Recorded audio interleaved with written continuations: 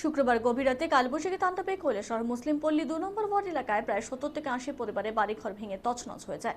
ঘটনার বিবরণে জানা যায়, গতকাল গভীর রাতে কালবৈশাখী তাণ্ডবে ওই এলাকায় প্রায় 70 থেকে 80টি পরিবারে ঘর ভেঙে যায়।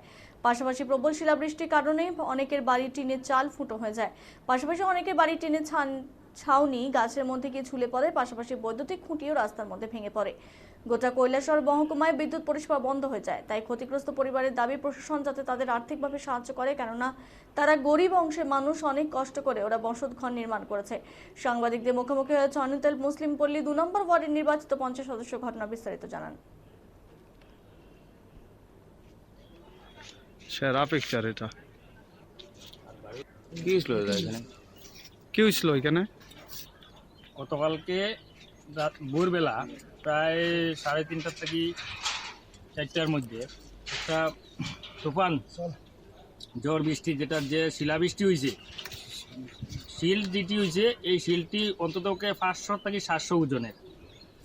এই চন্তল গাউসভার 2 নম্বর ওয়ার্ডের মুসলিমপল্লী এলাকাতে অন্ততকে 70 থেকে 80টা ফ্যামিলির এমনভাবে আক্রান্ত হয়েছে, ঘর বাড়ি কোনোটা গাছের উপরে টিন, পুরা ঘরের চাল, কোনোটা ঘর বাড়ি একদম মাটির সঙ্গে মিশিয়ে দিছে।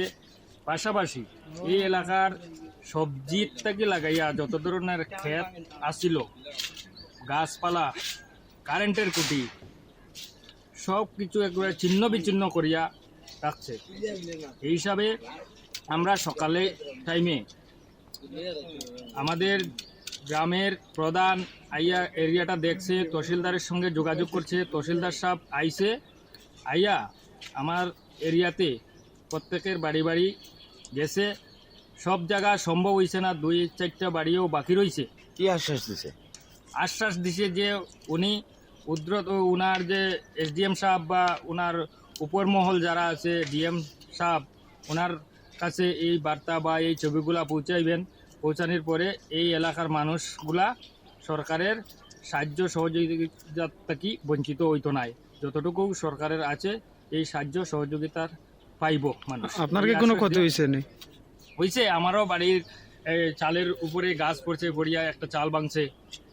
তো আপনারা কি এখানে আইসলো নি? তহসিলদার আসলো, আইয়া ওই দোকানের এখানে আইয়া বইয়া 5-6 জন লইয়া কার কার কি হয়েছে আছে বিষয় মোটামুটি একটা লেখালেখি করিয়া লিয়া নামটা পাইতা লেখা। আপনারটা লেখছে নি? আমারও, আমি গেছি না, আমার ডাকছেও না। এখানে অন্য মানুষে হয়তো আমার নাম কইছে, লেখিয়া হয়তো লইয়া গেছে। আপনার কি চাইতেছেন? আমি উপরওয়ালায় আমারে ধ্বংস করিয়া দিছে। এখন সরকার যদি আর্থিক কিছু সাহায্য সহযোগিতা করে আর কি, আমি গরিব মানুষ, নইলে গরিব মানুষ বাঁচিয়ে থাকতাম। আর এর বেশি আমার তো আর কারোর কাছে কিছু চাওয়ার নাই যে কেউ আমার কিছু দিলেই বহামরি। এটা তো আর চাইয়াও লাভ নাই, আর কইয়াও লাভ নাই। ঠিক আছে। এই যে পরিস্থিতি, এই পরিস্থিতি